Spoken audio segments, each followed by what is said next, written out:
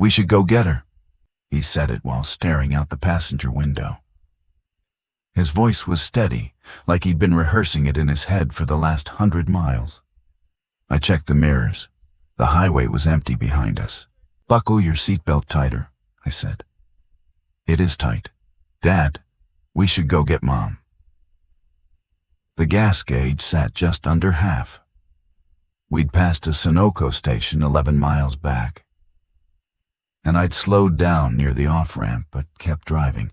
My son, Kieran, had watched me do it. He'd watched me speed back up without a word, and he'd waited almost 20 minutes before saying anything, which for a 12-year-old in the middle of something like this was a kind of patience I hadn't earned. I kept my hands at 10 and 2. The road was a 4-lane stretch of Route 30 heading westing through central Pennsylvania, the kind of flat farmland corridor where you can see weather coming from 40 minutes away. Right then, the sky was the color of old concrete. No rain yet, but the light had that pressed-down quality that made everything look like a photograph someone had left in a drawer too long. The fields on either side of us were last season's stubble, pale and broken. And every half-mile or so, there was a farmhouse set back from the road with the lights off. Some of them had cars in the driveways. Some didn't. "Dad, I heard you." "Then answer me." I adjusted the rear-view mirror, even though it didn't need adjusting. It's something I do. Kieran's mother, Nessa, used to point it out. She'd say I touched that mirror every time I was about to avoid a conversation. And she was right about that, the same way she was right about a lot of things, which was part of the problem, and also not the problem at all. "We're going to Uncle Colm's," I said. "That's the plan." "That's your plan." "It's the only plan we've got." Kieran pulled his feet up onto the seat. His sneakers were still caked with the reddish mud from the yard behind our house in Kellerton, and little crumbles of it had been falling onto the floor mat for hours. He had his mother's habit of sitting cross-legged when he was upset, folding himself into the smallest possible shape, like he could disappear into the upholstery if he tried hard enough. "She's alone," he said. "She's not alone. The Birches are next door. The Fawcett's are across the street. The Fawcett's left 2 days ago." That caught me. I didn't ask how he knew. Kieran noticed things in that quiet, sideways way that made you realize later he'd been paying attention to details you'd missed entirely. He probably watched the Fawcett's loading their van from his bedroom window. He probably counted their bags. "The Birches are still there," I said, though I wasn't sure anymore. "Mom doesn't even like the Birches. She doesn't have to like them. She said Mrs. Birch tried to take our rain barrel. That was a misunderstanding." "You said it wasn't. You said Mrs. Birch was a piece of work." I almost smiled. He had my memory for the wrong things, or the right things, depending on how you looked at it. We drove for another few minutes without talking. The car, a 2014 Subaru Outback, dark green with a scratch along the rear passenger door where I'd sideswiped a mailbox 2 years ago, smelled like old upholstery and the cold remnants of the breakfast sandwiches I'd bought at a gas station in Lewisburg 6 hours earlier. Kieran had eaten half of his and left the rest in the paper bag on the back seat. I hadn't touched mine. There was a rest area ahead, the green sign emerging from the gray like a slow thought. I put on my blinker and pulled off. "Why are we stopping?" "I need to use the restroom." "You went an hour ago." "I need to go again." What I actually needed was 2 minutes where I wasn't gripping the steering wheel, with my son asking me questions I couldn't answer honestly. The rest area was small, a brick building with 2 entrances, a vending machine alcove, a patch of grass with a single picnic table chained to a concrete pad. There were 3 other cars in the lot. One had a family in it, a woman and 2 small kids in the back seat, eating something from a Tupperware container. She looked at us when we pulled in. I looked away first. Inside the men's room, the fluorescent light was the kind that makes your skin look like something pulled from a drain. I stood at the sink and let the water run cold over my hands for a long time. The mirror was bolted to the wall with those tamper-proof screws they use in highway rest stops. And there was a crack running diagonally across the bottom left corner, so that if you stood in the right spot, your chin was split in 2. I didn't look at myself for long. There was a reason I'd left Nessa. There was a reason I'd gotten Kieran into the car at 4 in the morning and driven out of Kellerton without waking her. There was a reason I'd skipped the Sunoco station because the off-ramp curved back toward a road that connected, eventually, if you followed it far enough, to the route home. The reason was real. The reason was defensible. Parts of it, anyway. But Kieran didn't have the reason. He had the fact of what I'd done, and the fact was ugly on its own. I dried my hands on my jeans because the paper towel dispenser was empty, and I walked back out to the car. Kieran was in the same position, feet up, arms around his knees, staring at the vending machines through the windshield. "There's a Coke machine," he said. "Can I have $1?" I gave him 2. He came back with a Sprite and a pack of peanut butter crackers, and he ate the crackers one at a time, carefully, the way he does everything. Nessa always said he'd be an engineer or a surgeon. I thought he'd be the kind of person who makes other people feel like they're moving too fast. We got back on Route 30. The thing about what was happening, and I'm going to describe it the way it actually looked, not the way people have been making it sound, is that from the road, most of the time, you wouldn't know anything was wrong. The fields were the same. The road signs were the same. The sky was the same sky. You'd pass a town and see a gas station with the lights on and a car parked at the pump. And for a 30-second window while you drove past, it looked like any other Tuesday in February. Then you'd notice that the car at the pump had been there for a while. The driver's door was open and no one was in it. Or you'd see a traffic light swinging in the wind at a 4-way intersection with no other cars waiting. Or you'd pass a school with the parking lot full but the building dark. And you'd keep driving because what else could you do? The broadcasts had started 9 days ago. The first ones came through the emergency alert system, that tone everyone knows, the one that makes your stomach clench even when it's just a test. But it wasn't a test. The message was about contamination in the municipal water supply for 6 counties in central and eastern Pennsylvania. Boil water. Don't bathe. Don't let it touch open wounds. Then 3 days later, the message changed. It wasn't the water, or it wasn't just the water. Something in the ground. Something in the soil. They used the word pathogen, and then stopped using it, which was worse. Kellerton was in one of the 6 counties. Nessa had wanted to stay. I need to be specific about this, because it matters. She didn't want to stay out of stubbornness or ignorance, or because she didn't take it seriously. She took it more seriously than I did, initially.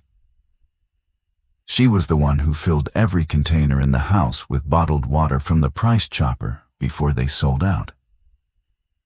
She was the one who dug out the camping gear and set up the water filtration pump on the kitchen counter. She was the one who taped plastic sheeting over the basement windows. She wanted to stay because she believed the house was safer than the road. And she had an argument for it that I couldn't fully dismantle.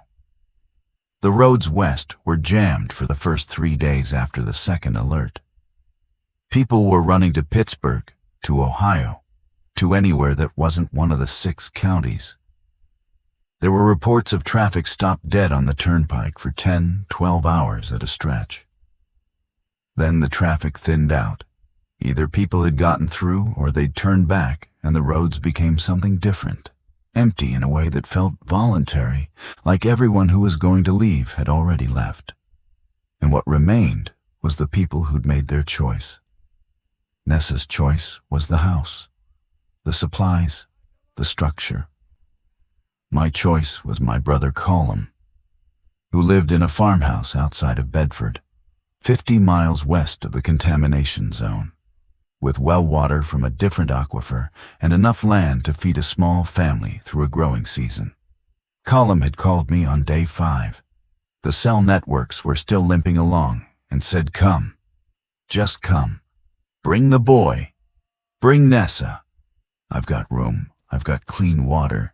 I've got 100 pounds of dried beans in the cellar. Just get in the car and come." I told Nessa. She said no. She said no with reasons. She said the roads weren't safe. She said we didn't know what was in the soil west of here either. And Colm's well could be compromised, and he wouldn't know it yet. She said moving a child across open ground during something like this was a bigger risk than sheltering in place with supplies. She said the government would send help. She said the plastic on the windows was holding. She said the filtration pump worked. She said we'd be fine. I listened to all of it, and most of it was reasonable, and I didn't agree with any of it.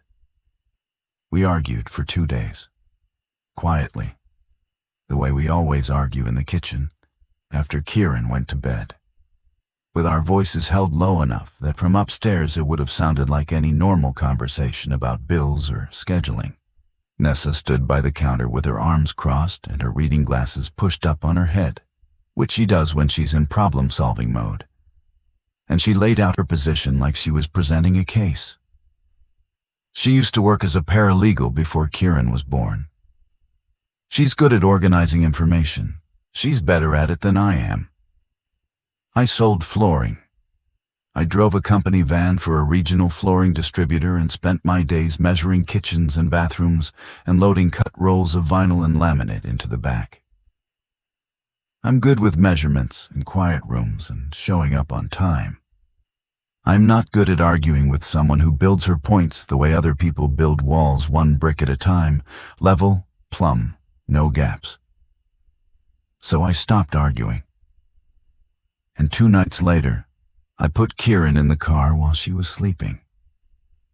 That's the part I haven't told him. He thinks I woke him up and said, "We have to go," and that his mother knew. He thinks we said goodbye while he was too groggy to remember it.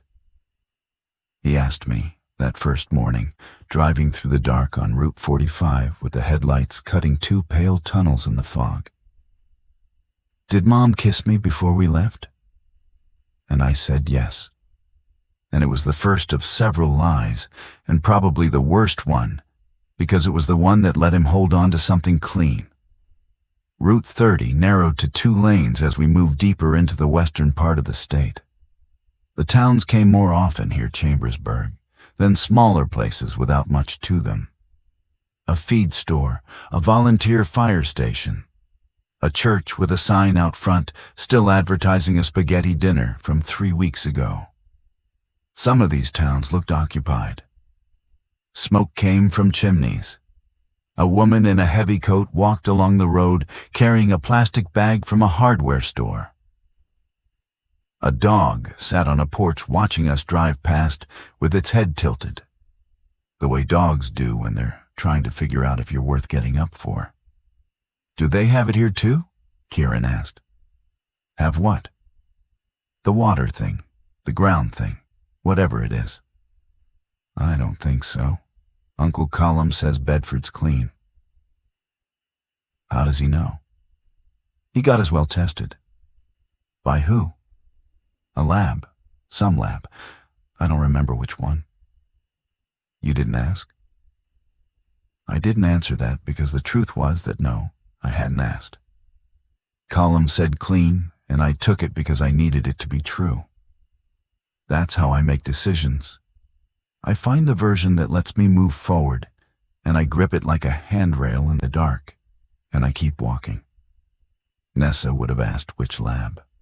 She would have asked when the test was conducted, what they tested for, what the detection thresholds were. She would have asked if Colm's well was uphill or downhill from the nearest agricultural runoff. She's that kind of person, thorough, in a way that can feel like love, or like suffocation depending on how close you're standing. Around 2 in the afternoon, we hit a stretch where the road was blocked. Not officially, there was no barricade, no police car, no cones. Just a tractor trailer turned sideways across both lanes. Its cab nosed into the ditch on the left side, and its trailer swung out across the road, with maybe 2 feet of clearance on the right shoulder. It looked like the driver had jackknifed and walked away. The cab door was hanging open. I stopped the car about 50 yards back and sat there looking at it. "Can you go around?" Kieran asked. The right shoulder was gravel and then a drainage ditch, then a wire fence and a cow pasture. Maybe, with care, if the ground was firm enough. "Stay in the car," I said. I got out and walked up to the truck on foot. The wind was sharp and smelled like cold metal and diesel. The cab was empty, no driver, no personal items on the seat that I could see through the open door. The keys were still in the ignition. The fuel gauge showed a quarter tank. On the passenger side floor there was a plastic bag from Subway and an empty Red Bull can. I walked along the right shoulder and looked at the gap. The gravel was packed, but the ditch was soft at the edges. And if I dropped a wheel into it, the Subaru would be stuck in a way that no amount of rocking back and forth would fix. But there was a strip of grass between the gravel and the fence, maybe 4 feet wide, that looked solid, frozen even, which would help. I went back to the car. "We can fit," I said. "Barely. What if we can't? Then we reverse and find another road. What if there isn't one?" "There's always another road, Kieran." He looked at me, and in that look was something I'd been seeing more and more over the last 2 days, a kind of weighing. He was measuring what I said against what he believed. And the 2 numbers weren't matching anymore. 12 is old enough to know when someone is making promises out of air instead of knowledge. I put the car in drive and eased forward. We crept along the right shoulder, with the passenger side brushing the tall, dead grass against the fence. And I could feel the tires finding and losing grip on the frozen ground. And Kieran sat rigid beside me with his hands flat on his thighs, not looking at me, looking at the gap, watching the trailer's undercarriage pass by his window, close enough that he could have reached out and touched the mud flaps. We cleared it. The road opened up ahead, and I accelerated back to 50, and neither of us mentioned it. But something about that tractor trailer stayed with me. Someone had been driving it. Someone had a route, a schedule, a dispatcher on a phone somewhere. And at some point that person had stopped being a truck driver and started being just a person, standing on the side of a road trying to figure out what to do. And they'd walked away and left the whole thing sitting there, like a wall across the world. I wondered where the driver was now. I wondered if he had someone waiting for him. Around 4 o'clock, the sky got darker in a way that wasn't just afternoon fading, actual clouds building from the northwest, heavy and close. Kieran had been quiet for a long time, and I thought he'd fallen asleep until he said very clearly, without turning from the window, "She's going to think we're dead." felt that one in my chest. She's not going to think that. How do you know? Because I left a note. This was the second lie. Or maybe the third. I'd lost count. There was no note. There was no message of any kind. I'd carried Kieran out of his bedroom at 3:50 in the morning, with his jacket zipped over his pajama shirt and his sneakers in my other hand. And I'd walked past the bedroom where Nessa was sleeping, with the door cracked open the way she always leaves it, because she likes to hear if Kieran coughs in the night. And I did not stop. I did not leave a piece of paper on the kitchen table. I did not send a text. The cell service was already intermittent by then, which I told myself was the reason. But the real reason was that if I wrote something down or said something out loud, it would become a conversation. And if it became a conversation, she would win it. And if she won it, we would stay. And if we stayed, I believed with a certainty I still carry right now in my hands on this steering wheel, that something would happen to my son. That was the calculation. Kieran or Nessa. Not in the way of choosing who to save, nothing so dramatic. It was smaller and uglier than that. It was, I cannot convince this woman to leave, and I am not strong enough to carry them both out of a decision I don't agree with, and so I will take the one who can't argue with me and go. Nessa would survive. I told myself that. She was competent, prepared, smart, and surrounded by supplies. She had the house and the plastic sheeting and the filtration pump and the canned goods and the rain barrel the Birches may or may not have tried to steal. She would survive because she was Nessa, and Nessa survives things through preparation and stubbornness and a belief in systems that I've never been able to share. But I didn't take her with us, and I didn't give her the choice to come. What did the note say? Kieran asked. That we went to Uncle Colm's, that she should follow when she's ready. Why wouldn't she be ready when we left? She wanted to finish securing the house. He thought about this. I could feel him turning it over, checking it against what he remembered. I didn't know how much he'd heard of the arguments. I didn't know what he'd seen from his window or gathered from the hallway. Kids hear everything and process it on a delay. Like time-release capsules, the understanding dissolves slowly and then hits all at once. Can we call her? Phones aren't working. We haven't tried since this morning. Kieran, just try, please. I pulled over onto the shoulder. My phone had been off to save whatever charge was left. I turned it on and waited through the boot up, and we both stared at the screen while it searched for a signal. One bar appeared, then disappeared, then came back. I opened the dial screen and called Nessa's number. It rang. Once, twice, 3 times, 4. Then a sound that wasn't a voicemail greeting, and wasn't a disconnection, a kind of flat buzzing tone, like the network was there but confused about what to do with the call. I let it buzz for 10 seconds and then hung up. Try again, Kieran said. I tried again, same result. One more time. It's not going through. The towers are overloaded or down. One more time, Dad. I called a 3rd time. The buzzing started immediately this time, no rings at all. Kieran stared at my phone in my hand, and his face did something complicated that I looked away from, because if I watched it, I would turn the car around, and that would undo the one decision I was committed to. I pulled back onto the road. We drove through a town called Breezewood, which was just a cluster of gas stations and fast food places at an interchange. Half the businesses were dark. The ones that were open had handwritten signs in the windows. One said, "Cash only." Another said, "Water $8 per gallon." A third said, "Closed tomorrow." No explanation beyond that. I stopped for gas at a place where the pumps were still working.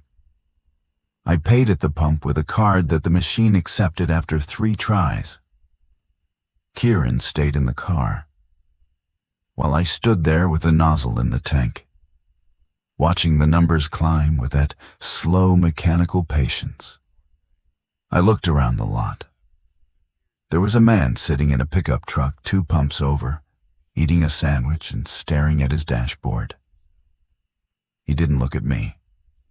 There was a woman walking out of the convenience store with a case of bottled water balanced on her hip and a toddler gripping her free hand. The toddler was wearing 1 shoe. These are the details I remember, the specific ones, the ones that stick because they're small enough to hold. When the pump clicked off, I got back in the car, and Kieran said, "You didn't go inside." Didn't need to. What if they had a phone that works, a landline? I hadn't thought of that. Or I had thought of it and dismissed it without admitting it. "We're close to Uncle Colm's," I said. "Another hour, maybe an hour and a half." "And then what?" "Then we're safe. Then we figure out how to reach your mom." "You keep saying figure out. What does that actually mean?" "It means I don't know yet, Kieran. And I'm asking you to be patient with me." He pulled his feet up again, crossed his arms over his knees, pressed his forehead down against his wrists. I couldn't see his face after that, and I drove in the kind of quiet that has weight to it, that occupies the car like a third passenger. 40 minutes west of Breezewood, the landscape changed. The flat farmland gave way to ridges and valleys, the road curving through cuts in the hillside where the rock was exposed and streaked with rust and black. It was beautiful in a way I couldn't appreciate.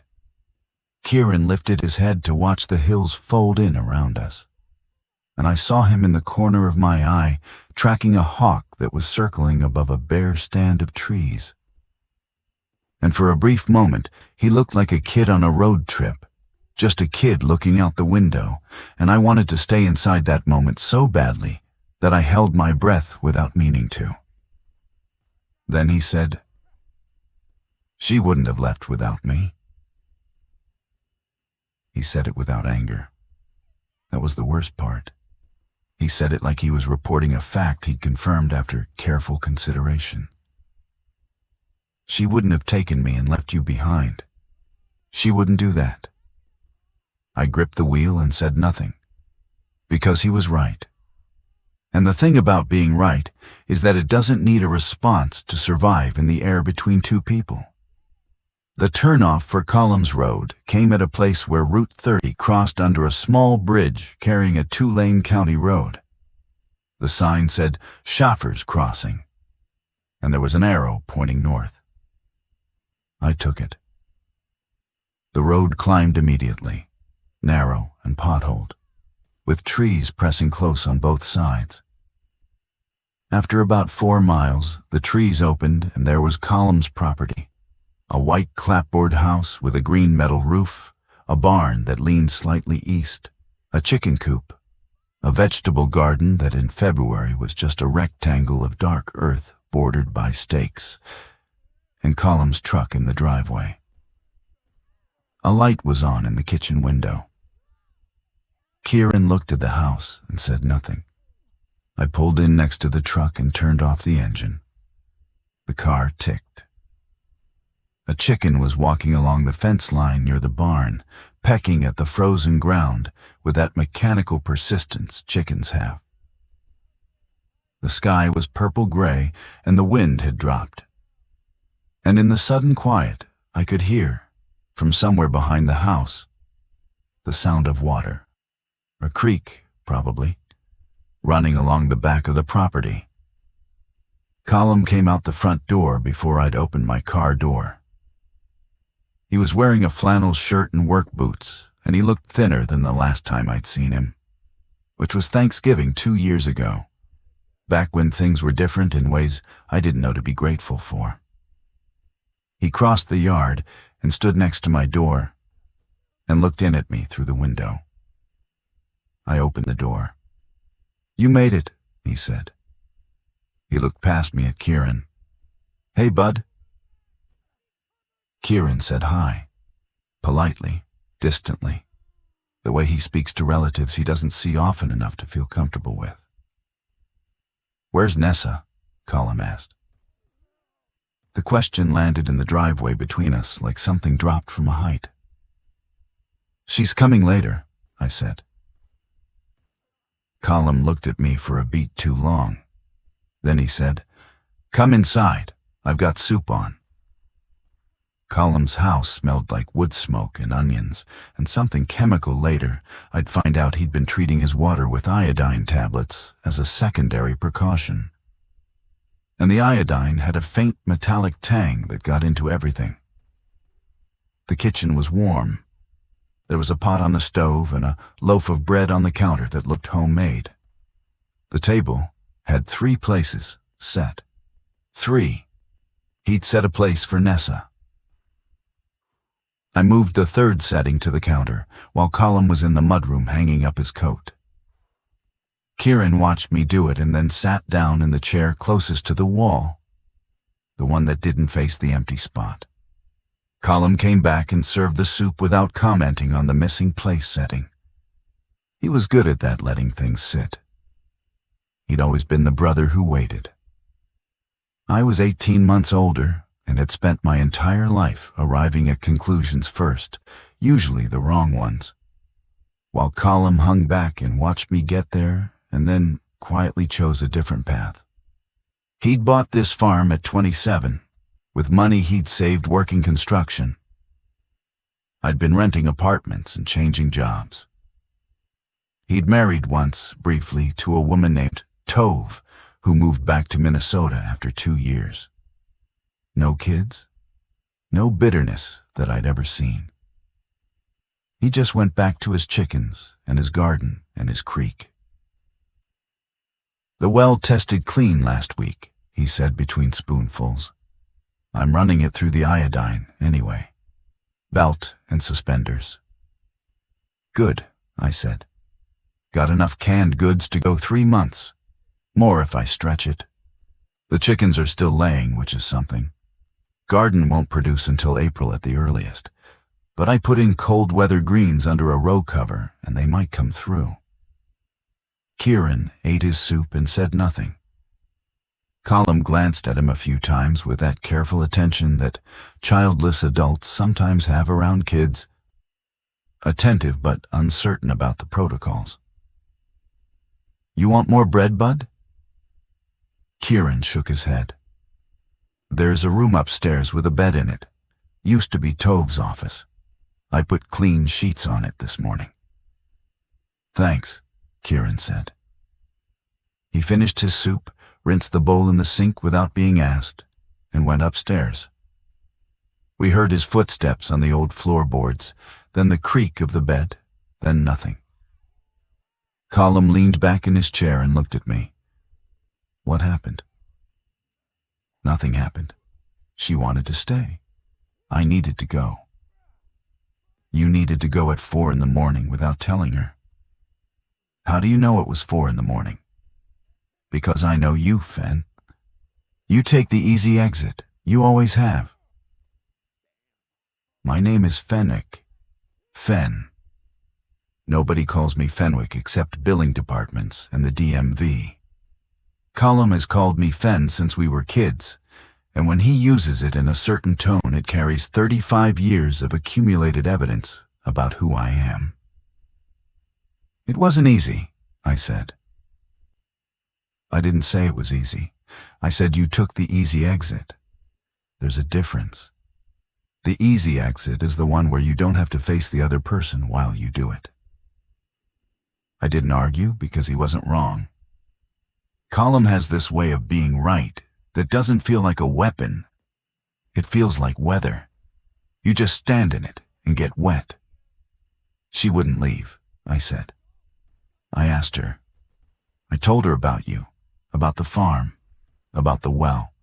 She said no. She had reasons. Were they good reasons? Some of them. Then why didn't you stay? Because I think the contamination is going to spread. I think what's in the ground doesn't stay in one place. I think Kellerton is going to get worse before it gets better. And I wanted my kid out of there. Your kid, not your wife. My wife is an adult who made a decision. My kid is 12. Colm got up and put his bowl in the sink. He stood there looking out the window above the sink into the dark yard where one of his chickens was still walking along the fence, a pale shape moving against the deeper dark. You should have told her, he said. Even if she said no, even if it turned into a fight, you should have told her you were taking the boy. She would have stopped me. Maybe, or maybe she would have come. You don't know because you didn't give her the chance to decide. I sat at the table with my empty bowl and my hands in my lap, and felt the full weight of the day settle onto me, like a coat I couldn't take off. My back ached from driving. My eyes were dry. I could feel the ghost of the steering wheel in my palms, that phantom grip that stays for hours after a long drive. I'll go back for her, I said, once Kieran is settled, once I know the roads are safe. The roads aren't going to get safer, Finn. Then I'll go anyway. Colm turned from the window. When? Soon. That's not an answer. It's the answer I have. He looked at me the way he's always looked at me, with a patience that has a bottom. And I could see the bottom getting closer. Then he said goodnight and went to his room.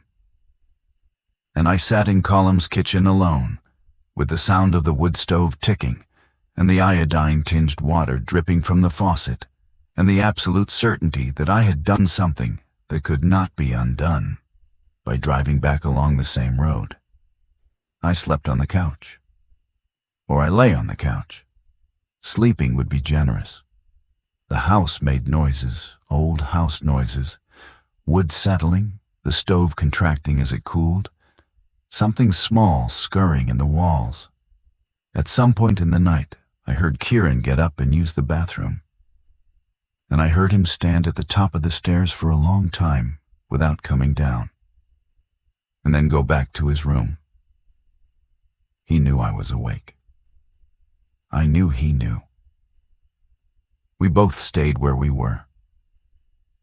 In the morning, the sky was clear and bitter cold. I walked outside and stood in the yard and looked at the hills around Colm's property. They were brown and gray and gold where the early sun caught the dead grass on the ridgeline.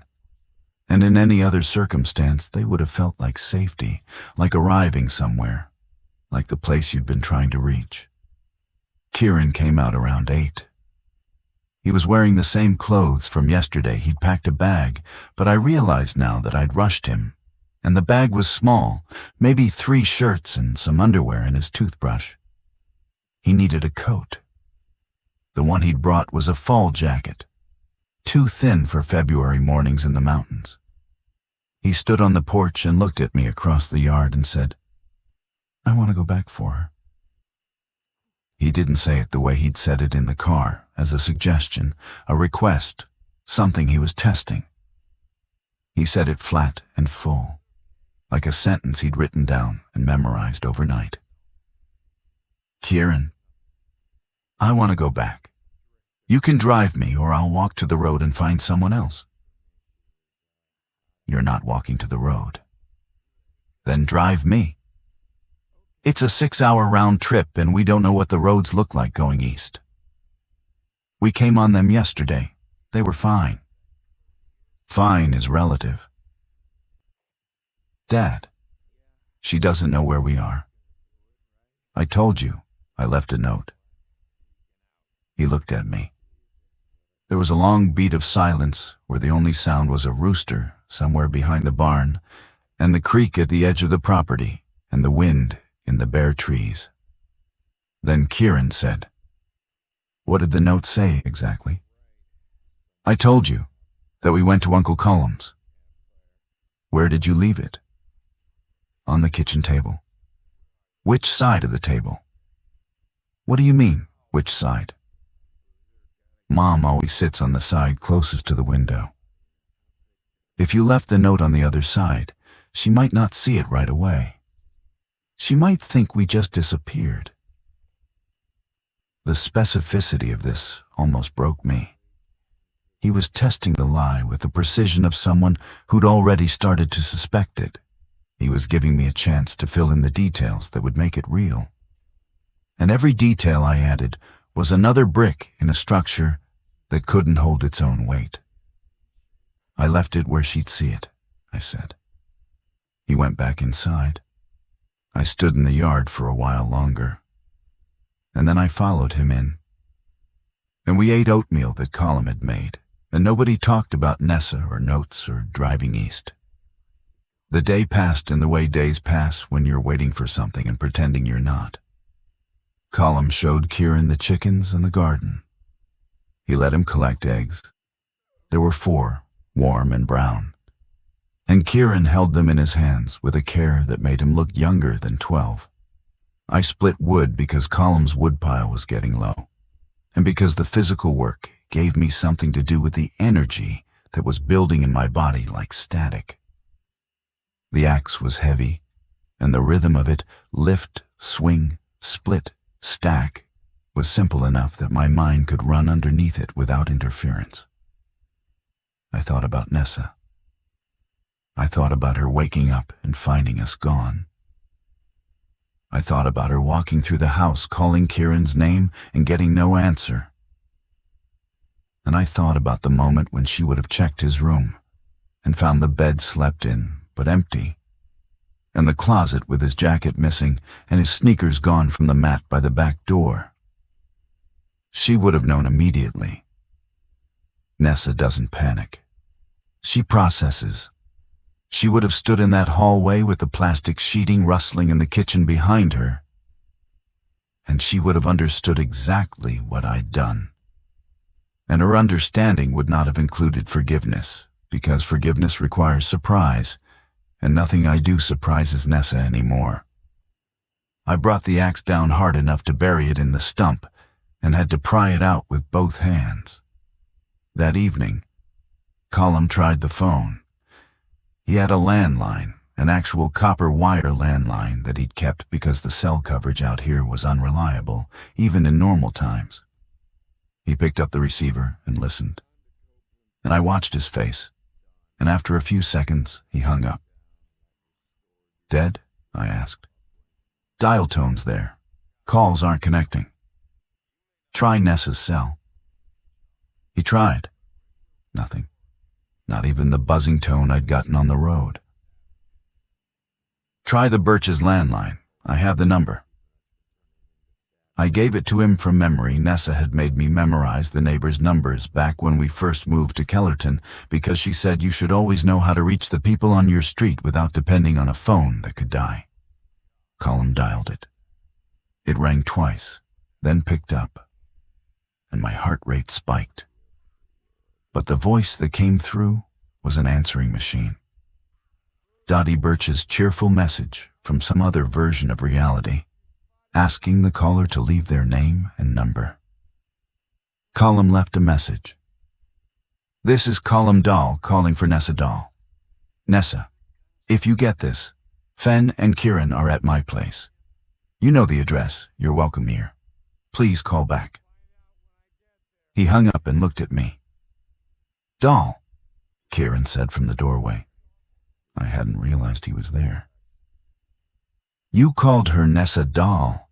She uses Mom's last name now. She uses Paris.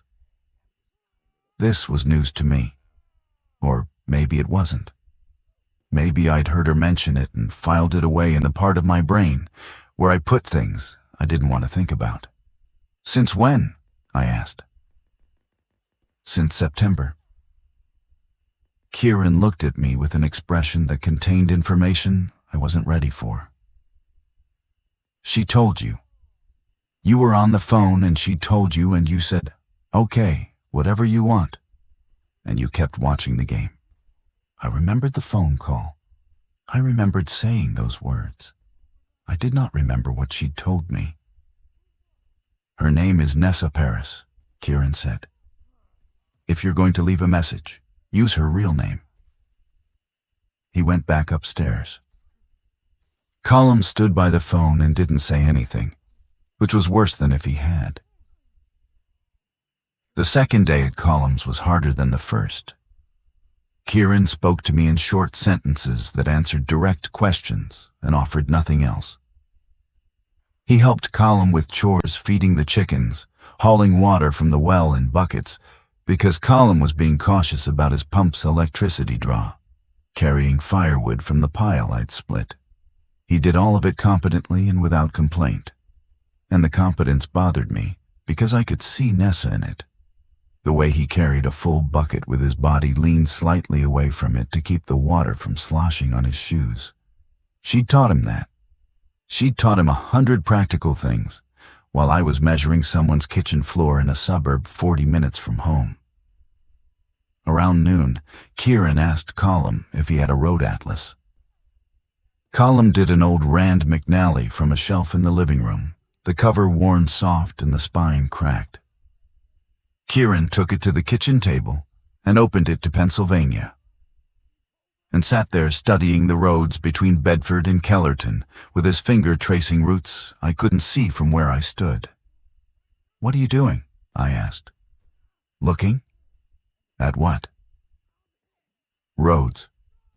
"Kieran, if the main road is blocked, there's a county road that goes through Hustontown and then connects to 522 North.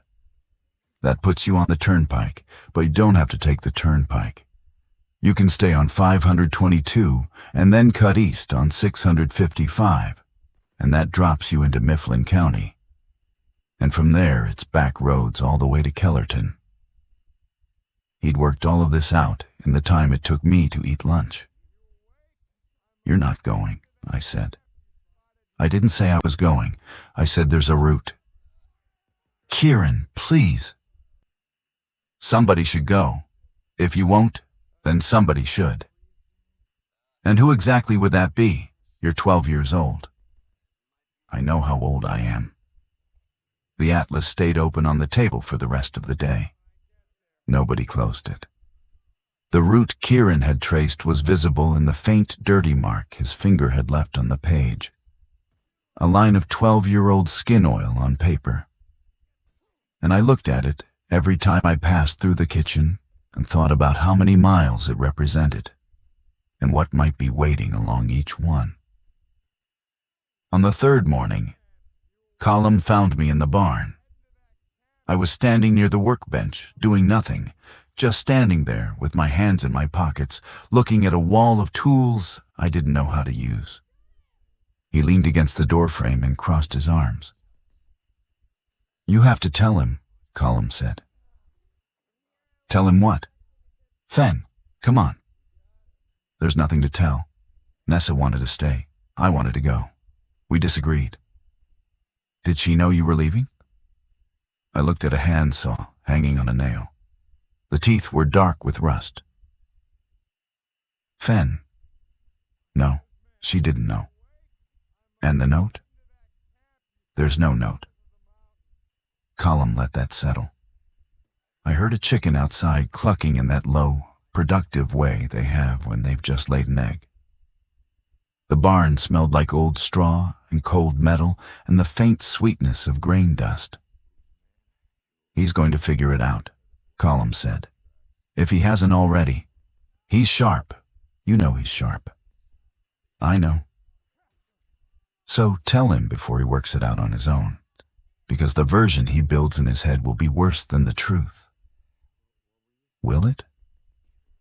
Is there something worse than what you actually did?" I didn't answer that because the honest answer was that yes, there were worse versions, and some of them were closer to true than the version I'd been carrying.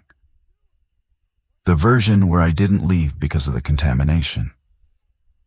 The version where the contamination was the excuse and the real reason was older and quieter, and had to do with the particular exhaustion of living with someone who is better at everything than you are, and knows it without saying it, which is worse than if she said it, because at least then you could fight about it instead of just sinking a little lower into the couch every evening while she organized the pantry and balanced the checkbook and taught your son how to carry a bucket properly.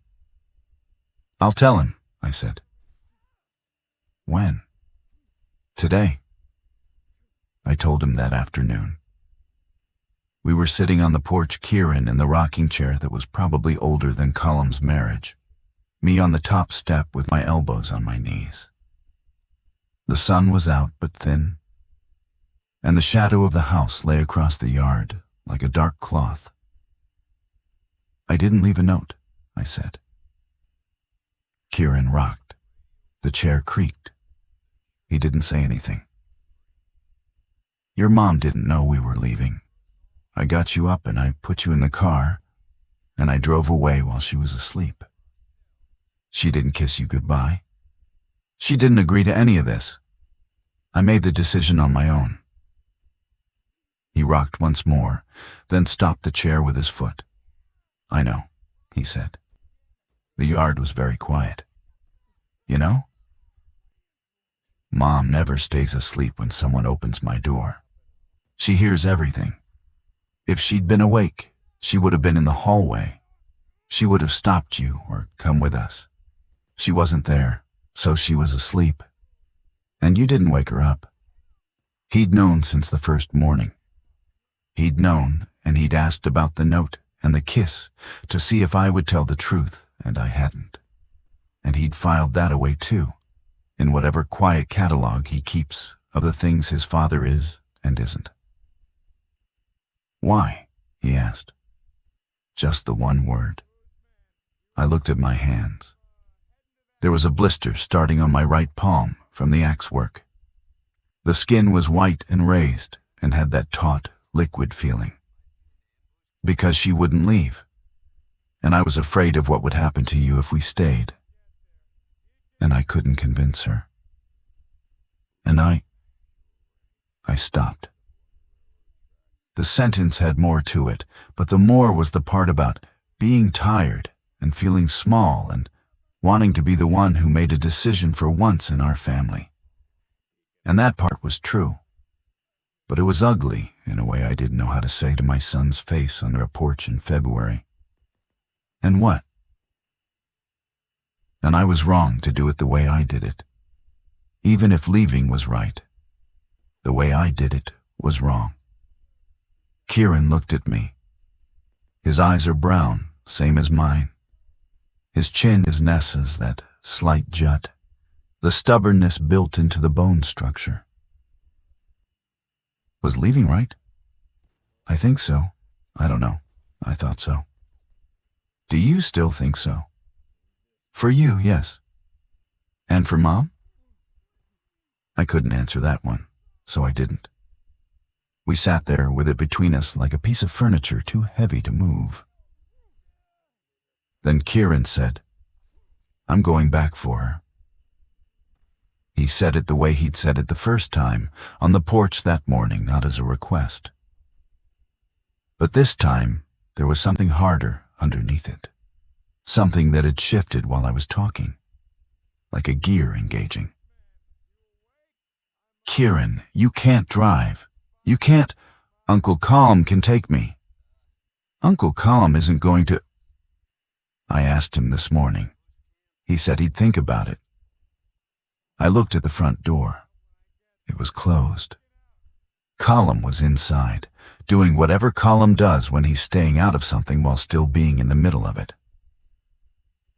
He said he'd think about it. He said it depends on what you say. About what? About whether you're going to go yourself. I understood then what Colm had done. The conversation in the barn wasn't about honesty, or it was, but it was also about forcing me into a corner where the truth made the next step unavoidable. "Tell the boy," Colm had said. knowing that once the boy had the truth, he'd use it as leverage. Because the boy is Nessa's son, and Nessa's son knows how to build a case. "If I go," I said slowly, "you're staying here with Colm." "Fine." "You're not coming with me." "I know. The roads might be worse now. It's been 3 days. Things could have changed." "I know that too. And if I get there and she's—" I stopped. I didn't have an ending for that sentence that I was willing to say out loud. "She's fine," Kieran said. "She's got the house and the water and the supplies. She's fine. She just doesn't know where I am." Where I am, not where we are. He'd already separated us in his language, me on one side, him and his mother on the other. I was the transportation, the errand. "Okay," I said. "Okay, you'll go?" "I'll go tomorrow morning, early." Kieran nodded. He got up from the rocking chair and went inside, and I heard him say something to Colm in the kitchen, and I heard Colm say something back, and then I heard the atlas pages turning. I left at 5 the next morning. The car was cold, and the windshield had a layer of frost that I scraped with a credit card because Colm didn't have an ice scraper, and the one I kept in the Subaru had been lost months ago. Kieran came out in his thin jacket and stood by the driver's side window. "Route 522 to 655, he said. "Stay off the turnpike." I remember. "And the back roads through Reedsville, and then 322 east." I remember, Kieran. He reached into his jacket pocket and pulled out a piece of paper, folded into a small square. He held it out to me. "Give this to Mom." I took it. It was notebook paper, torn along the perforated edge, folded tight the way kids fold notes. I started to unfold it. "Don't read it," he said. "It's for her." I put it in my shirt pocket, over my chest. He stepped back from the car. In the porch light, his face was all angles and shadows, and he looked older than 12. Or maybe 12 looked older than I'd been giving it credit for. "Come back with her," he said. There was a pause that might have contained the word please and might not have. And then he went inside, and the porch light turned off, and I backed out of the driveway and onto the dark road. The drive east was different in the dark. Route 522 was 2 lanes through a valley between ridges, and the headlights showed me only what was immediately ahead: the road surface, the guardrails, the occasional reflective eyes of a deer at the tree line. I drove at 45, which felt too fast for the visibility and too slow for the distance. The paper in my shirt pocket had a weight out of proportion to its size. I thought about what a 12-year-old would write to his mother when he wasn't sure his father would bring her back. I thought about the handwriting. Kieran's handwriting was better than mine, neater, because Nessa had drilled him on it the way she drills him on everything, with patience and repetition, and a standard she doesn't lower. Around 6:30, the sky started to lighten, and I could see the landscape taking shape around me. Hills, farms, a small town with a single blinking red light at the intersection. I passed through it without stopping. The gas gauge was at 3/4. Colm had given me a 5-gallon can of gas from his shed, and I calculated that I had enough to get to Kellerton and back with some margin. Highway 655 was clear. The turnoff was marked and the road was open, and for a stretch of maybe 20 miles, I didn't see another vehicle at all. Just the road and the hills, and a sky that was turning from gray to pale blue with high, thin clouds. It looked like any winter morning. It looked like a morning where the only problem was getting to work on time. Then I came around a curve, and there was a checkpoint. Two vehicles blocking the road, a county sheriff's cruiser and a green pickup truck with a volunteer fire department emblem on the door. Behind them, orange cones funneled the road down to a single lane on the right shoulder.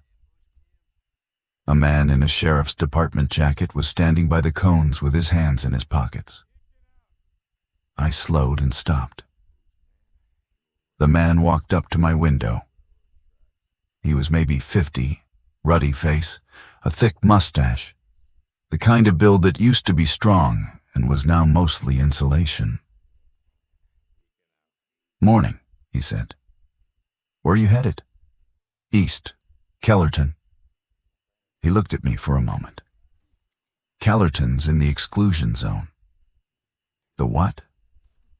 "State declared an exclusion perimeter 2 days ago. No civilian traffic in or out of the affected counties. Governor's order."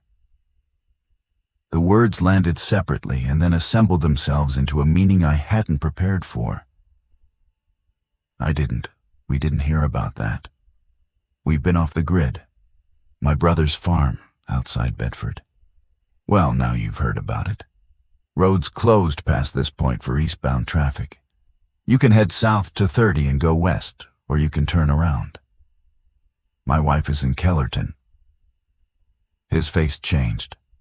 The professional neutrality softened at the edges, and in its place was something that was either sympathy or discomfort.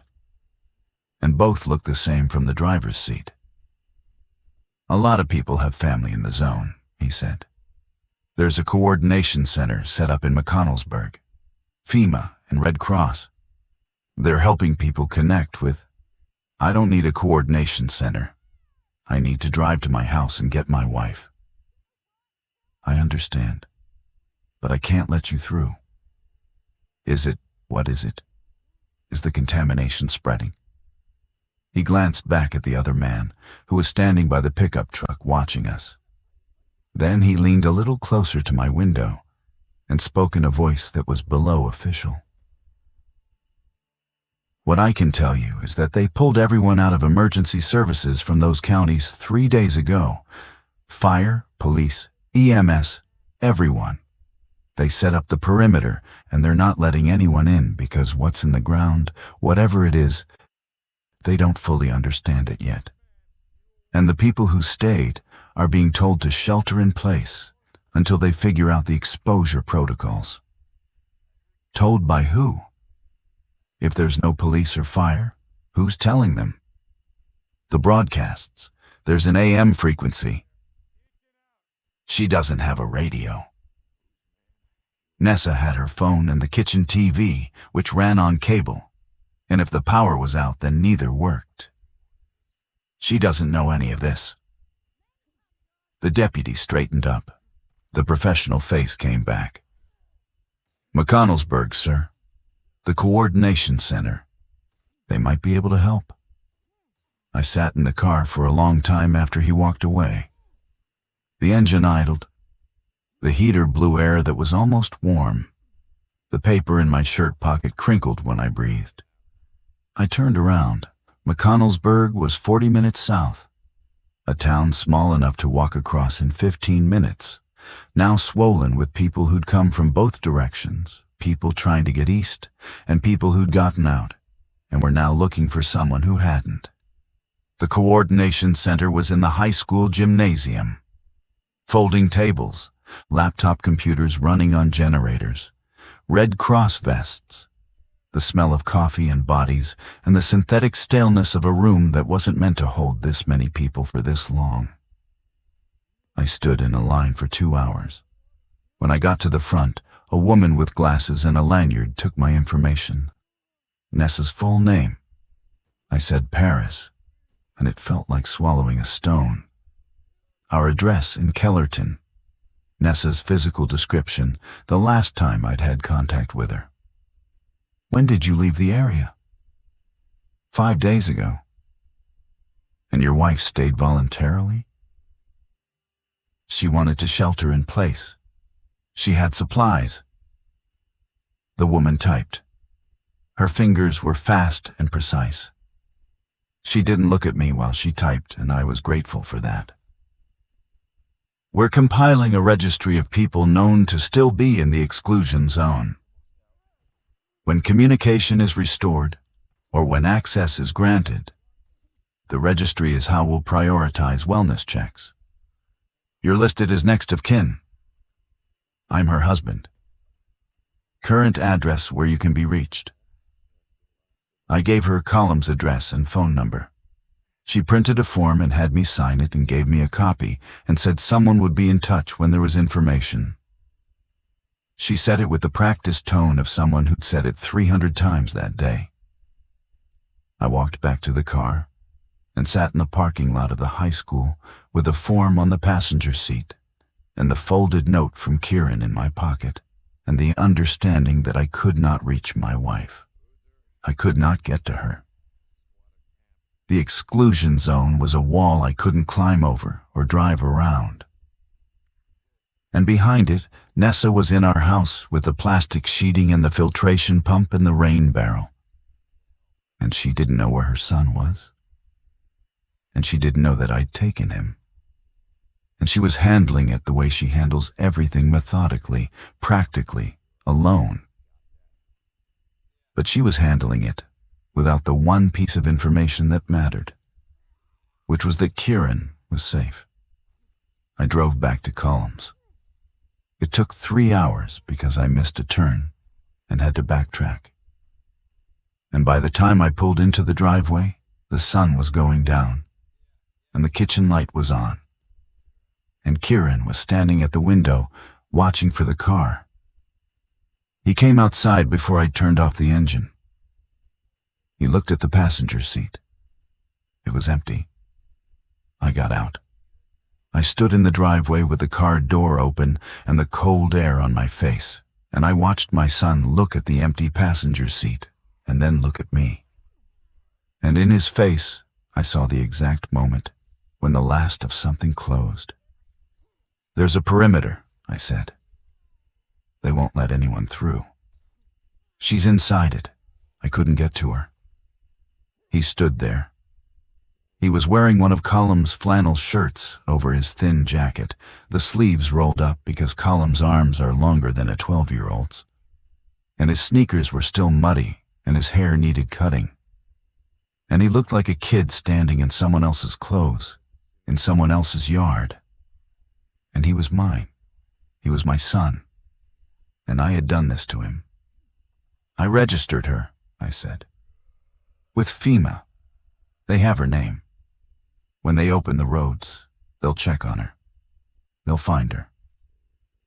"You said you'd bring her back." "I tried, Kieran. I drove all the way there, and the road was blocked. There are sheriff's deputies. They're not letting anyone.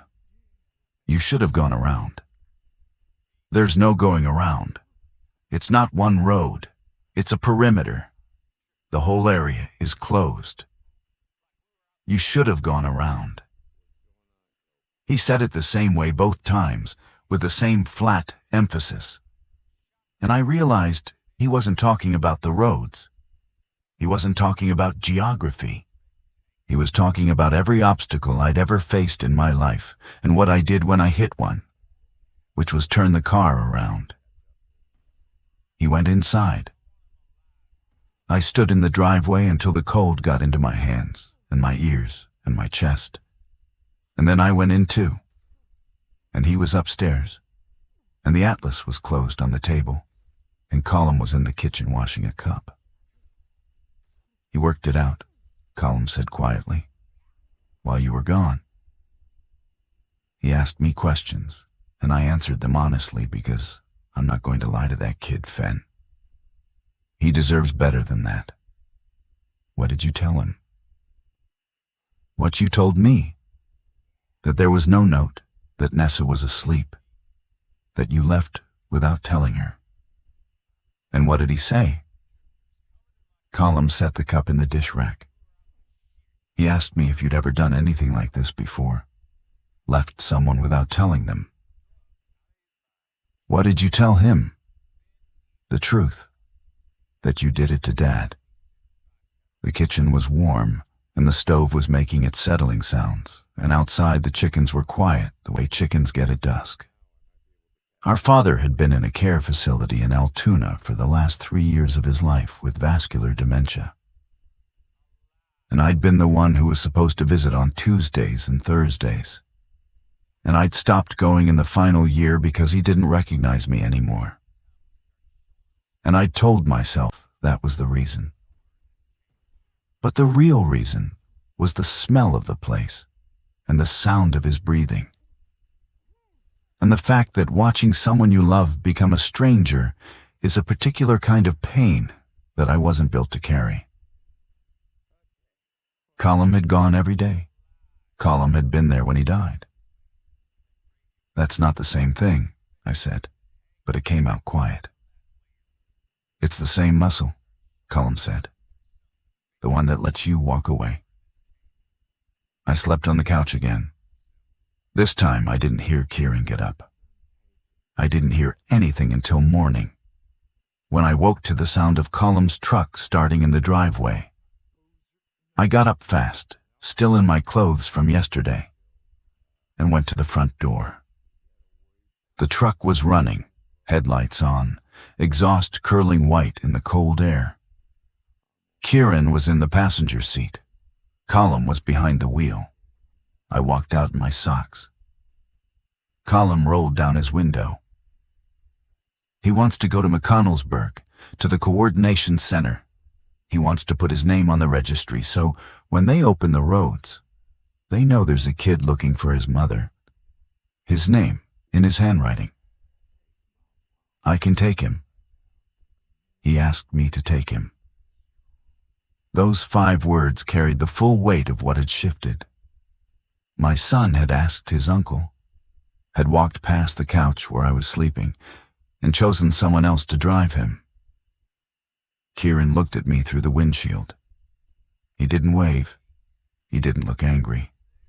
He looked decided. "I'll be back this afternoon," Colm said. "There's coffee on the stove." The truck backed out and turned onto the road, and the taillights climbed the hill and went over the ridge. And then it was just me in the yard, in my socks, with the cold biting through the cotton and the empty driveway and the chickens beginning to stir behind the barn. I went inside and poured the coffee and sat at the kitchen table, where the atlas was still sitting, closed now, with Kieran's finger trace root invisible inside it. The note. I still had the note in my shirt pocket. The note he'd written for Nessa that I hadn't delivered. I took it out and held it. The paper was soft from being folded so many times. He must have folded and unfolded it before giving it to me, checking the words. It was warm from being against my body all night. I didn't open it. He'd asked me not to. And I had so few things left that my son had asked me for. I put it on the table next to the atlas, and I drank my coffee and I waited. Because waiting was what I had now. Waiting, and the knowledge that my son had learned to walk past me the way I'd learned to walk past everyone. And that the thing I'd taught him wasn't the lesson about leaving it, was the lesson about who you choose to take with you when you go. The coffee cooled in the mug. A chicken called out from behind the barn, a single sharp note in the still morning air. And then the yard fell quiet again. And I sat with the folded paper and the closed atlas, and the particular kind of stillness that fills a house when the person you love most has chosen to leave you in it.